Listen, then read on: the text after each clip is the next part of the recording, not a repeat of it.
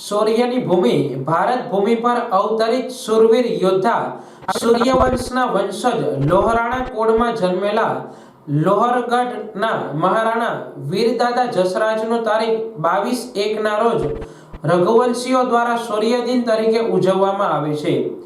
કેશોદના લોહાણા વિદ્યાર્થી ભવનમાં લોહાણા ક્રાંતિ સેના દ્વારા શૌર્યદિન તથા રામલલ્લાના સમૈયાનો કાર્યક્રમ રાખવામાં આવ્યો હતો।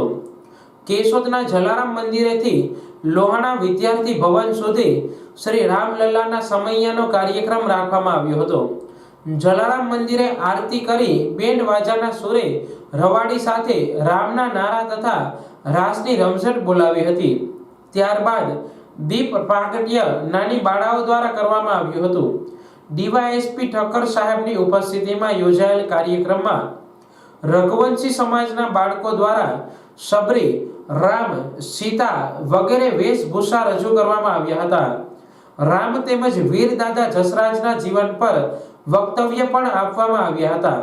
ધારા વિઠલાણી દ્વારા દાદા જસરાજના જીવન પર આપેલા વક્તવ્યએ લોકોના દિલ જીતી લીધા હતા અને આખા કાર્યક્રમનું આકર્ષણ દાદા જસરાજના જીવન પર આધારિત નાટક જુદા જુદા 30 પાત્રો દ્વારા રજૂ કરવામાં આવ્યું હતું। સમગ્ર કાર્યક્રમનું સંચાલન રાજુભાઈ વિઠલાણી દ્વારા કરવામાં આવ્યું હતું। મોટી સંખ્યામાં ઉપસ્થિત રઘુવંશી સમાજના પરિવારો માટે પ્રસાદની વ્યવસ્થા પણ કરવામાં આવી હતી। ડૉક્ટર સ્નેહલ તન્ના લોહાણા ક્રાંતિ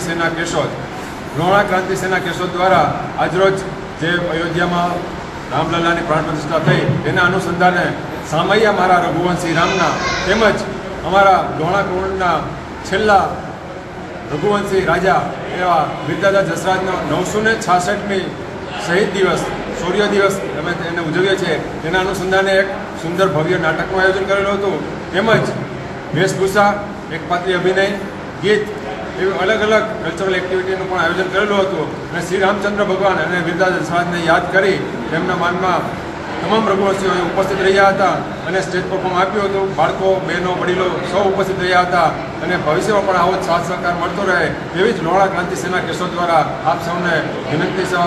આભાર। વંદે માતરમ। જય જલારામ, જય રઘુવીર।